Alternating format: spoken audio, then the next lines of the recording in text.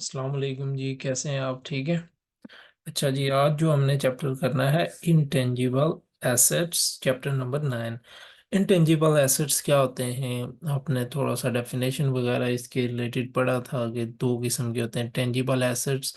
ठीक है, जो फिजिकली एग्जिस्ट करते हैं, जो फिजिकली प्रेजेंट होते हैं, जिनको हम टच कर सकते हैं, फील कर सकते हैं, वो टेंजिबल एसेट्स होते हैं। Intangible assets that asset those don't have any physical existence and we can't touch them। ठीक है, but they exist। ठीक है, they add value to the business। ठीक है, तो वो होते हैं intangible assets। ओके। ठीक है, अब intangible assets कौन से होंगे? जो एक तो ये कि एसेट की डेफिनेशन मीट करते हों। दूसरे नंबर पे जो है कि वो जो है ना, नॉन एग्जिस्टेंस को रिप्रेजेंट करते हों, यानी अपनी फिजिकल एब्सेंस के बावजूद बिजनेस में वैल्यू ऐड करते हो। ठीक है, यानी बेसिकली वन थिंग ये है कि एसेट की डेफिनेशन मीट करते हों और फिजिकली एब्सेंस हों। ठीक है, इसमें क्या क्या आ जाते हैं? ब्रांड्स, गुडविल, ठीक है, reputation of business, trademarks, patents, licence, franchise. ठीक है, ये सब कैटेगरीज जो होती है ना, ये इंटेंजिबल एसेट्स में आ जाते हैं। जैसा कि गुडविल से क्या मुराद होता है? जैसा एक यूट्यूब का अकाउंट बना हुआ है, ठीक है, आपका बना हुआ है, अब किसी और का भी बना हुआ है। मिसाल के तौर पर जैन का बना हुआ है, मालेन का बना हुआ है। अब जैन के अकाउंट पे सब्सक्राइबर हैं 5 लाख कर लें, ठीक है, मालेन के अकाउंट पे सब्सक्राइबर हैं 500। ठीक है, क्या कुछ फर्क होगा? दोनों के अकाउंट तो यूट्यूब के हैं, डिफरेंस क्या है? जैन की फॉलोइंग, जैन की रेपुटेशन। ठीक है, अगर ये दोनों अपने अकाउंट सेल करें किसी थर्ड पार्टी को, ठीक है, तो बड़ा डिफरेंस आएगा। एक रेपुटेशन की वजह से बड़ा डिफरेंस आता है। चाहे दोनों के, मिसाल के तौर पर, दोनों ही अपलोड करते हूँ ट्रैवलिंग व्लॉग्स, दोनों का कंटेंट सेम हो, लेकिन फिर भी जब कोई परचेजर होगा, वो जैन को ज़्यादा पैसे पे करेगा, मालेन को लेस। चाहे वीडियोस भी एक जितनी हो, कंटेंट भी एक जितना हो। ठीक है, वो जो एक्स्ट्रा एडिशनल पेमेंट होती है ना, वो गुडविल की वजह से होती है। जैसा कि आसान अल्फाज में समझाऊं तो एक बिजनेस है, ठीक है, साल के तौर पर एक शॉप है। उस शॉप की जो प्रॉपर्टी है, यानी जो वो बिल्डिंग है, जो मटेरियल है, उसकी प्राइस है, वो शॉप अगर इसी तरह कोई खरीदे तो वो खरीद सकता है 10 लाख में। ठीक है, तो उस शॉप के अंदर जो मटेरियल है, इन्वेंटरी वगैरह है, उस सब की अगर वैल्यू लगाई जाए तो वो बनती है 2 लाख। ठीक है, तो टोटल यानी कास्ट बनी उधर की 12 लाख। लेकिन फिर भी वो बिजनेस सेल हो रहा है 16 लाख का, और फिर भी वो बंदा उसको 16 लाख पे करने के लिए तैयार है। उसको पता है यहाँ पे टोटल जो है 12 लाख का सामान है, ठीक है, शॉप को डाल के, लेकिन फिर भी वो 4 लाख एक्स्ट्रा पे करने के लिए तैयार है। वो एक्स्ट्रा जो पे करने के लिए तैयार है उसको गुडविल बोलते हैं। ठीक है, वो बिजनेस की रेपुटेशन के लिए एक्स्ट्रा पे कर रहा है, वो एक कस्टमर बेस बनी हुई है उसके लिए पे कर रहा है। ठीक है, तो एक मार्केट में शॉप है उसके लिए पे कर रहा है। ठीक है, कि हर चीज उसको बनी बनाई मिल रही है, ग्राहक उसको बना बनाया मिल रहा है, सब कुछ उसको बना बनाया मिल रहा है, तो इसलिए वो एक्स्ट्रा 4 लाख पे कर रहा है। तो ये इंटेंजिबल एसेट की कैटेगरी में आता है। ठीक है, तो दूसरे नंबर पे जैसे टेंजिबल एसेट्स में डेप्रिसिएशन होती है, इनटेंजिबल एसेट्स में सेम टाइप उसको एमोर्टाइजेशन का नाम दिया जाता है। ठीक है, एमोर्टाइजेशन। ठीक है, टेंजिबल एसेट्स में क्या होती है? एमोर्टाइजेशन। ठीक है, जैसे डेप्रिसिएशन से एसेट की वेयर एंड टीयर होती है ना, एमोर्टाइजेशन भी किया जाता है इंटेंजिबल एसेट्स को, जिस इंटेंजिबल एसेट्स की लिमिटेड लाइफ हो, ठीक है, फिनाइट लाइफ हो, महदूद लाइफ हो, जैसे लाइसेंस जो है 5 इयर्स के लिए है जी, ठीक है। तो उस 5 इयर्स यूजफुल लाइफ बन गई लाइसेंस की, तो फिर 5 इयर्स पे डिवाइड करना पड़ेगा, तो वो उसकी पर ईयर एमोर्टाइजेशन आएगी। अंडरस्टूड। दूसरा यहाँ पे इंपॉर्टेंट कॉन्सेप्ट है इम्पेयरमेंट, जो आप इधर तो नहीं इतना रिलेट करेगा, नेक्स्ट आप बुक्स में पढ़ेंगे, ठीक है। इनटेंजिबल एसेट्स की मोस्टली इम्पेयरमेंट होती है।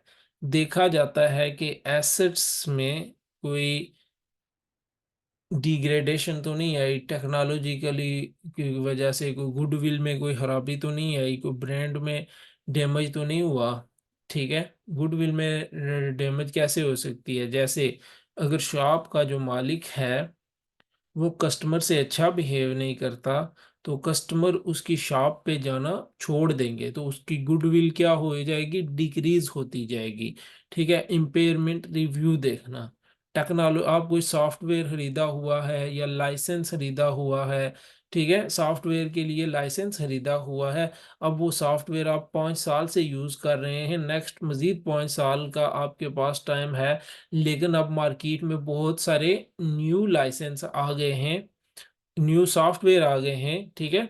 तो अब वो पुराना सॉफ्टवेयर उतने काम का नहीं रहा है, तो इसका मतलब उसकी वैल्यू इम्पेयर हो जाएगी। अब आपको अगर दूसरी कंपनी से compete करना है तो नया सॉफ्टवेयर अडॉप्ट करना पड़ेगा। अंडरस्टूड, ठीक है। तो इम्पेयरमेंट रिव्यू करना पड़ता है हर साल कि क्या कुछ कंडीशन है आपके इंटेंजिबल एसेट की, जिनकी यूजफुल लाइफ अनलिमिटेड होती है, ठीक है।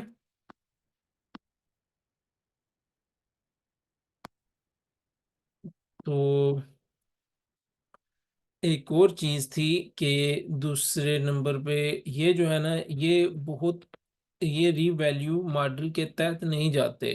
टेंजिबल एसेट्स की रिवैल्यूएशन होती है ना, इनकी भी रिवैल्यूएशन होती है, लेकिन ये हमेशा कॉस्ट मॉडल पे जाते हैं, ठीक है। रीवैल्यूएशन पे क्यों नहीं जाते, क्योंकि रीवैल्यूएशन इनकी रीवैल्यू करना बहुत मुश्किल होती है। अब ट्रेडमार्क को रीवैल्यू करना बहुत मुश्किल है, ब्रांड को रीवैल्यू करना बहुत मुश्किल है, ठीक है। हम रीवैल्यू किस चीज़ को बेहतरीन कर सकते हैं, हम रीवैल्यू उस चीज़ को बेहतरीन कर सकते हैं जो पहले से मौजूद हो। जैसा कि एक बिल्डिंग है, उसका कमरा है, तो उस जैसा कमरा कोई और हम देख के कह सकते हैं इसकी वैल्यू इतनी है जी, ठीक है। वो जो कोई कमरा सेल हुआ हो तो हम उसके बारे में कह सकते हैं इसकी वैल्यू इतनी है, क्योंकि इंटेंजिबल एसेट्स हर कंपनी के यूनिक होते हैं, हर कंपनी के यूनिक होते हैं, तो अलग होते हैं एक दूसरे से, वो कंपनी के अपने होते हैं, तो फिर जो है ना उनको एक दूसरे से कंपेयर करना बहुत मुश्किल होता है। इसलिए रीवैल्यूएशन मॉडल अडॉप्ट करना इंटेंजिबल एसेट्स के लिए नामुनासिब होता है, यानी true and fair view intangible assets में रीवैल्यू से देना बहुत मुश्किल है, इसलिए हमेशा ये कॉस्ट मॉडल पे जाता है। अंडरस्टूड। दूसरा research cost and development cost, ये समझ लें रेवेन्यू और कैपिटल एक्सपेंडिचर के डेवलपमेंट कॉस्ट वाला इंटेंजिबल एसेट बन जाता है और रिसर्च कॉस्ट वाला एक्सपेंस बन जाता है, ठीक है। Research cost and development cost से क्या मुराद है, रिसर्च कॉस्ट से मुराद आप जो है कोई नया एसेट या नया प्रोजेक्ट स्टार्ट करने वाले हैं, तो उसके बारे में रिसर्च करना, ठीक है, मार्केट सर्वे करना, उस प्रोडक्ट पे तजर्बे करना, ठीक है। तो ये सारा का सारा रिसर्च कास्ट में आएगा, उधर आपकी जितनी कास्ट लगती है ना, तो वो रिसर्च कास्ट में आएगी। अंडरस्टूड। तो वो एक्सपेंस आप करवाएंगे। Development cost, product development stages के दौरान, ठीक है, डेवलपमेंट स्टेजेस के दौरान जितनी कास्ट आ रही है, आप सैंपल बना रहे हैं, ठीक है, सक्सेसफुल हो गए हैं, तो उसके बाद जो है ना इसका क्राइटेरिया होता है पाई रेट के हिसाब से, वो हम आगे पढ़ेंगे, ठीक है, कि आपके टेक्निकली फिजिकल हैं, कमर्शियली वायबल है आपका प्रोडक्ट, आपके पास फंडिंग मौजूद है, ठीक है। तो आपको उम्मीद है कि प्रोडक्ट जो है फ्यूचर इकोनॉमिक बेनिफिट्स देगा। ये कुछ क्राइटेरिया होते हैं जिसकी बेस पे डेवलपमेंट कॉस्ट कैपिटलाइज्ड होती है। ठीक है, अगर ये क्राइटेरिया कोई एक भी मीट ना करे तो डेवलपमेंट कॉस्ट भी एक्सपेंस हो जाएगी। Understood? For example Dyson company ने जो था ना, ये वैक्यूम क्लीनर कंपनी थी, एयर प्योरीफायर, हेयर ड्रायर वगैरह इस तरीके के प्रोडक्ट ये बनाती है। ठीक है, इसने जो है इलेक्ट्रिक कार का एक प्रोजेक्ट स्टार्ट किया था। ठीक है, लेकिन इसने इलेक्ट्रिक कार बनाई भी, ठीक है, बहुत रिसर्च की उस पर, डेवलपमेंट भी, काम भी शुरू किया, इलेक्ट्रिक कार बना दी। ठीक है, लेकिन कहने लगा डाइसन कि ये वाला प्रोजेक्ट वायबल नहीं है, कमर्शियली वायबल नहीं है, हम इतना मैनेज नहीं कर सकते, क्योंकि जो मार्केट में इलेक्ट्रिक कार्स हैं बहुत कम वैल्यू पे सेल हो रही हैं, जबकि हमारी कास्ट भी उतनी नहीं बन रही है, तो हम ये प्रोडक्ट लॉन्च नहीं कर सकते। तो फिर डाइसन ने वो प्रोडक्ट लॉन्च नहीं किया। तो समझ लें उसको सारी की सारी कास्ट फिर एक्सपेंस में चली गई। अगर डाइसन कंपनी वो प्रोडक्ट लॉन्च कर देती मार्केट में कि हम बना रहे हैं, तो जो भी उस पे कास्ट आई ना उसकी प्रोडक्शन में, तो वो फिर डाइसन किधर लगाता, वो उसको कैपिटलाइज करता, एसेट होती डाइसन का। ठीक है, एक्सपेंस नहीं करता। समझ आई? तो ये समझ ले, मैंने पूरा चैप्टर जो है ना डिस्क्राइब कर दिया आपके सामने। देखे तो इंटेंजिबल एसेट्स एंड आइडेंटिफाइएबल, ठीक है, जिसकी शनाख्त हो सके, जिसकी अलग पहचान हो सके कि वाकया ही ये एक एसेट है। ठीक है, जैसा कि ट्रेडमार्क, लाइसेंस, पेटेंट्स, कॉपीराइट्स, एक अलग आइडेंटिफिकेशन होगी तो तब। ठीक है, ये बहुत इंपॉर्टेंट है। Non monetary asset without physical substance, ठीक है, फिजिकल सब्सटेंस उसका नहीं होता। In identifiable non monetary asset without physical substance. ठीक है, in particular the key characteristic of an intangible non current asset are as follows. एक वही है एसेट की डेफिनेशन, लैक फिजिकल सब्सटेंस और आइडेंटिफाइएबल, यानी अलग उसकी शिनाख्त हो रही हो, separately distinguishable from goodwill, goodwill से वो अलग हो। ये नहीं कि हर चीज गुडविल में डाली हुई है और गुडविल को डिवाइड करके हम बता रहे हूँ ये। ठीक है, तो गुडविल से अलग उसकी रेपुटेशन हो, लाइसेंस, कॉपीराइट्स, पेटेंट्स, ठीक है, इस तरीके से। और आप ये खरीद भी सकते हैं बाहर से। Definition of N intangible asset, the recognition criteria, ठीक है, ये दोनों मीट होना चाहिए एसेट्स के लिए। टेंजिबल नॉन करंट एसेट्स का आपने पढ़ा हुआ है। Intangible non current assets do not normally have physical substance. Copyright, copyright से क्या मुराद है? आपने कोई लिखा हुआ है, जैसे जो रिसर्च पेपर हैं, रिसर्च पब्लिकेशंस हैं, आप चाहें तो उनकी एक्सेस ही नहीं होती है। ठीक है, आप उनको एक्सेस नहीं कर सकते, उनको कॉपी पेस्ट नहीं कर सकते जब आप वेबसाइट्स पे जाते हैं, जो आपको पेपर पब्लिश होता है तो।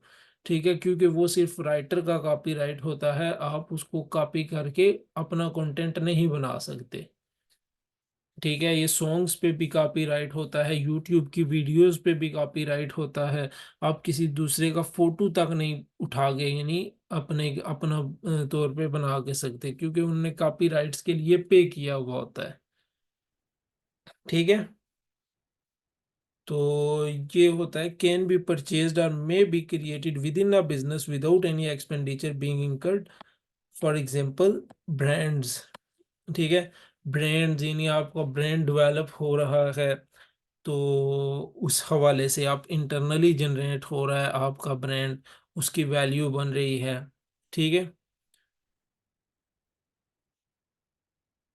जैसा कि आपकी एक शॉप है, आप उस पे शूज सेल कर रहे हैं, आपने शूज को कोई नाम दे रखा है, तो उस शूज का जो है ना एक नाम का ब्रांड बन रहा है। ठीक है, जैसे नाइकी ब्रांड है, एडिडास एक ब्रांड है। ठीक है, तो purchased intangible non-current assets are capitalized. Generally, internally generated assets may not be capi capitalized. Intangible non current assets are capitalise generally internally generated. ठीक है, जो इंटरनली जनरेटेड होना, जैसे इम्प्लाई की स्किल्स, हम कहते हैं जी हमारे पास बड़ा स्किल वाले एम्प्लॉयज हैं जी, हमें उसकी वैल्यू नहीं मेजर कर सकते, क्योंकि इनकी वैल्यू भी मेजर होनी चाहिए। आइडेंटिफाइएबल एसेट से मुराद हम उसकी वैल्यू भी आसानी से मेजर कर सकें, उसकी वैल्यू दे सकें। अब एम्प्लॉय स्किल्स को क्या वैल्यू देंगे कि हमारे पास एम्प्लॉय जो है उनकी स्किल बड़ी अच्छी हैं, हम कैसे मेजर करेंगे कि एम्प्लॉय स्किल्स की वैल्यू 5,000 की हैं, 10,000 की हैं, 15 की हैं, 2 लाख की हैं, कोई पता नहीं चलेगा। हम ऐसी फिर चीज़ों को हम इंटेंजिबल एसेट्स फिर नहीं कह सकते, मतलब यानी रिकॉग्नाइज नहीं कर सकते।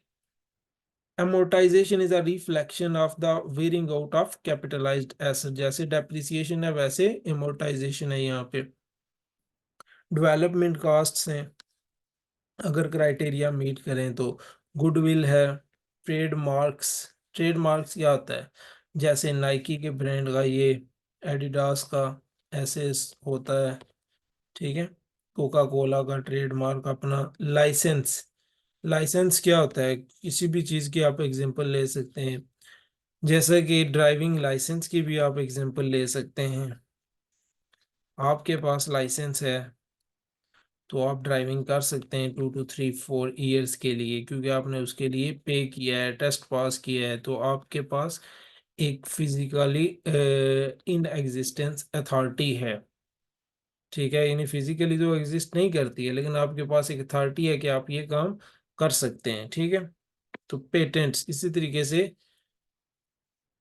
बाज जो है कंपनीज लाइसेंस ले लेती हैं कि हमारे वाला काम कोई दूसरा नहीं करेगा, ठीक है, परचेज कर लेती हैं, हमारा प्रोडक्ट की कॉपी कोई दूसरा नहीं करेगा। पेटेंट्स भी बिल्कुल सेम एज इट इज होता है।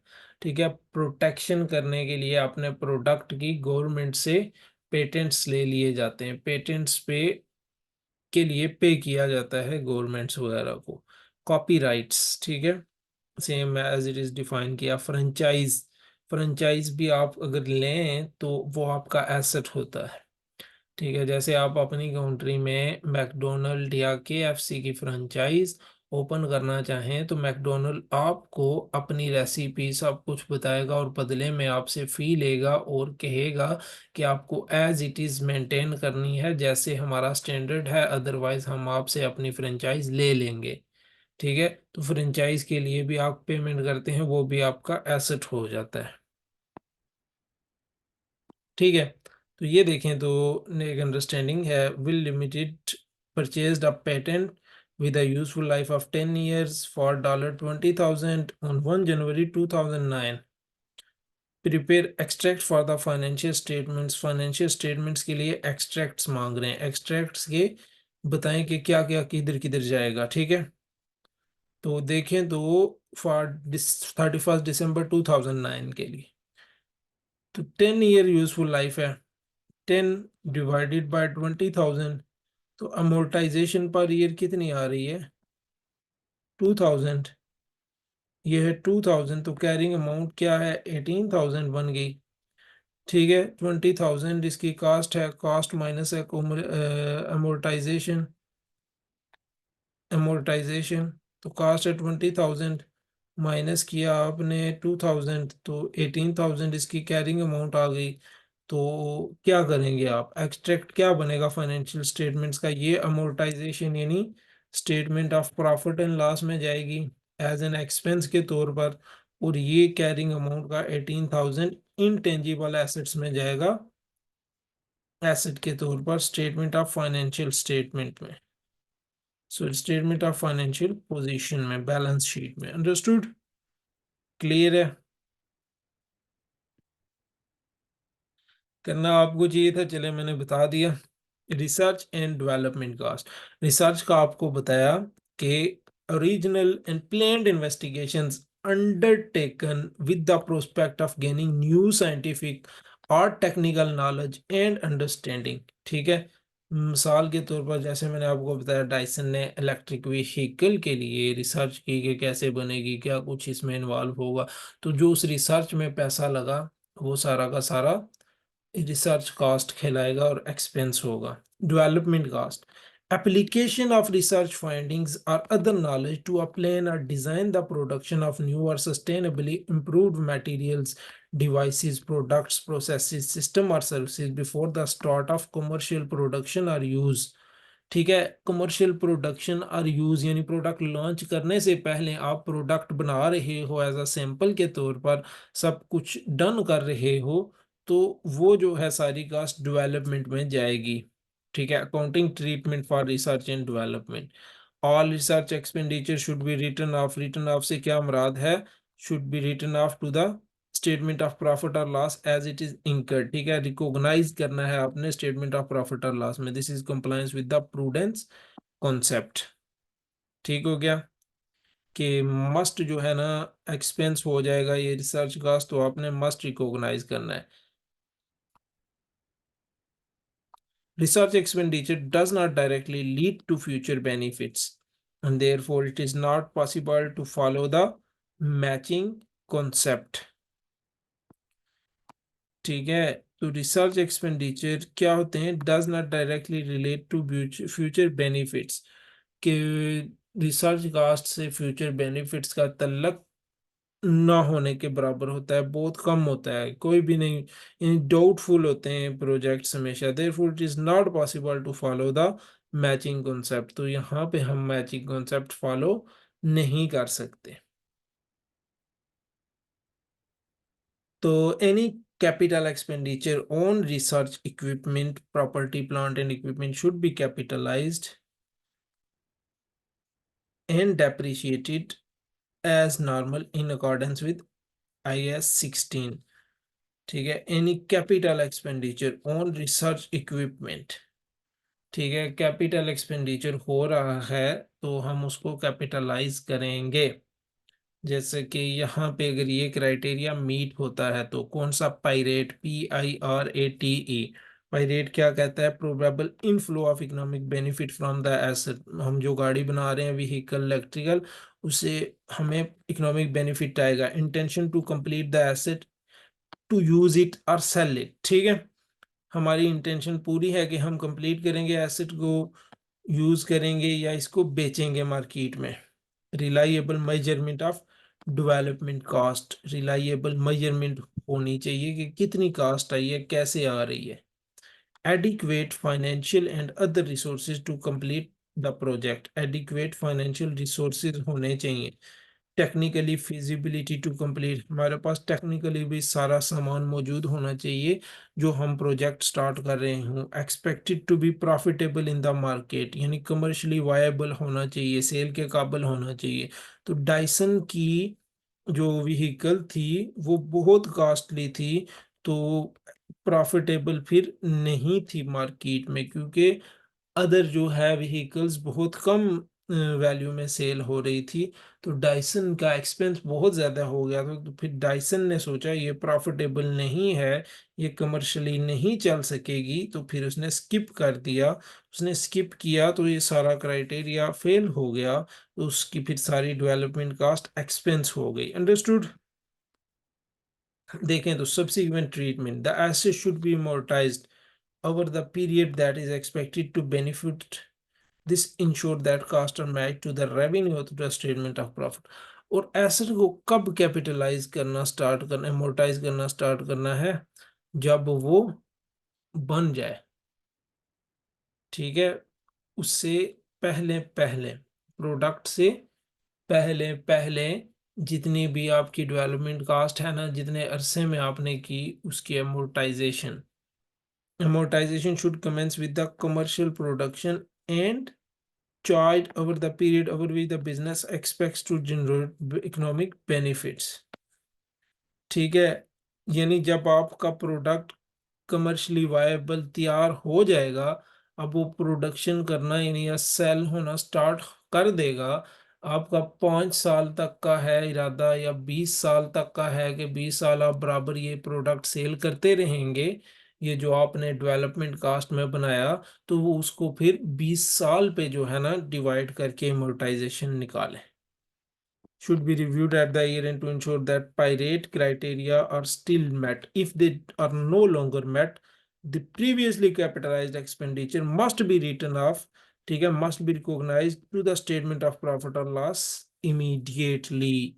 ठीक है, अगर पायरेट का क्राइटेरिया साल के बाद भी मैच नहीं हो रहा, तो आपने जो साल पहले एसेट में कास्ट रिकॉग्नाइज की उसको भी निकाल के एक्सपेंस में जाके रिकॉग्नाइज करवाएं। अंडरस्टूड?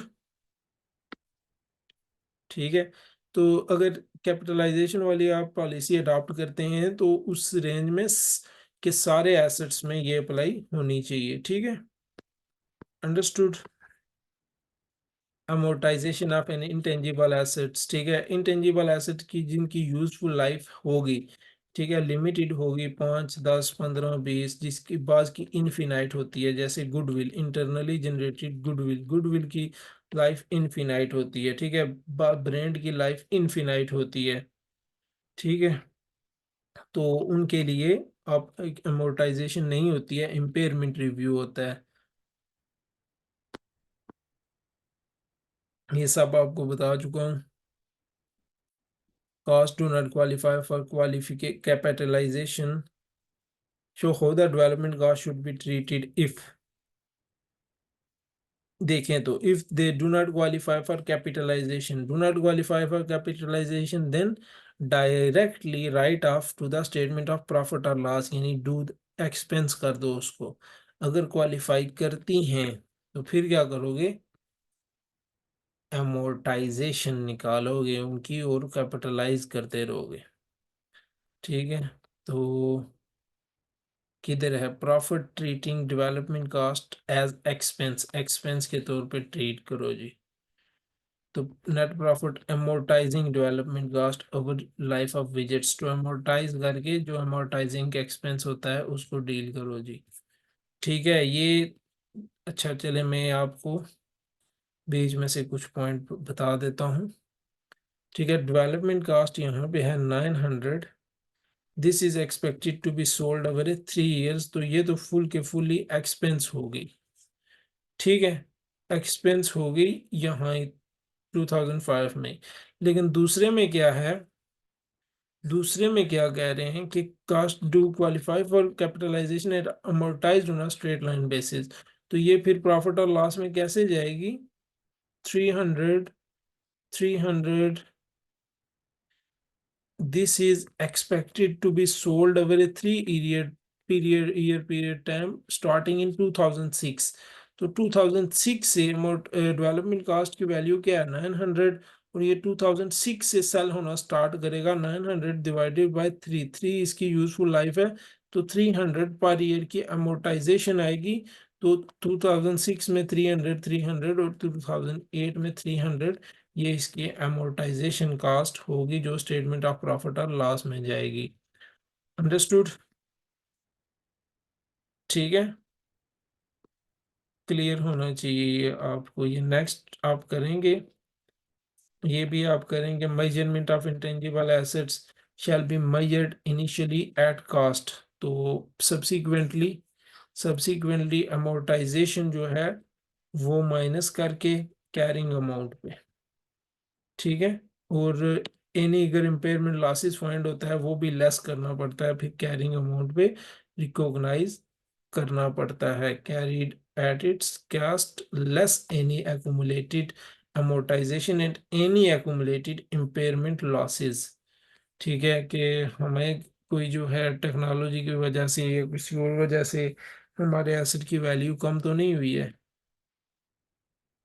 ठीक है, fair value should be measured by reference to an active market, ये मैंने आपको बताया है कि इनकी जो है रीवैल्यूएशन मॉडल यूज करना इनके लिए बहुत मुश्किल होता है, क्योंकि इनके रिलेटेड प्रोडक्ट फाइंड नहीं होता, क्योंकि ये यूनिक आइटम्स होते हैं।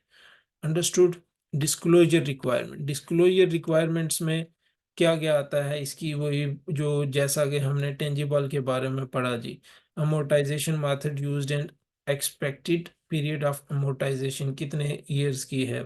रिकॉन्सिलिएशन ऑफ कैरिंग अमाउंट्स, ठीक है, कैरिंग अमाउंट्स ओपनिंग क्या थी आपकी, डेवलपमेंट कॉस्ट या इंटेंजिबल एसेट्स की कॉस्ट। ठीक है, और फिर जो है पूरे ईयर्स में क्या प्रोसेस होता रहा, कितने मजीद प्रोजेक्ट आपके सक्सेसफुल हुए एज ए इंटेंजिबल एसेट्स, या कितने आपने इंटेंजिबल एसेट्स परचेज वगैरह किए, तो क्लोजिंग अमाउंट क्या आती है। ठीक है, ये आपने करना है। अमोर्टाइजेशन ड्यूरिंग द पीरियड, जितने भी प्रोजेक्ट हैं उन सब की अमोर्टाइजेशन कितनी आई है, ये सब कुछ आपने डिस्क्लोज करना है। अंडरस्टूड। ठीक है, तो ये चैप्टर भी बहुत आसान ही था। ये है कि आराम से इसको कवर करें। ठीक है, फोकस रखें रिसर्च एंड डेवलपमेंट कास्ट पे मोस्टली। तो चलें हम फिर नेक्स्ट जो है ना ये चैप्टर कल करेंगे इंशाल्लाह। ठीक है, चलें, अल्लाह हाफिज़।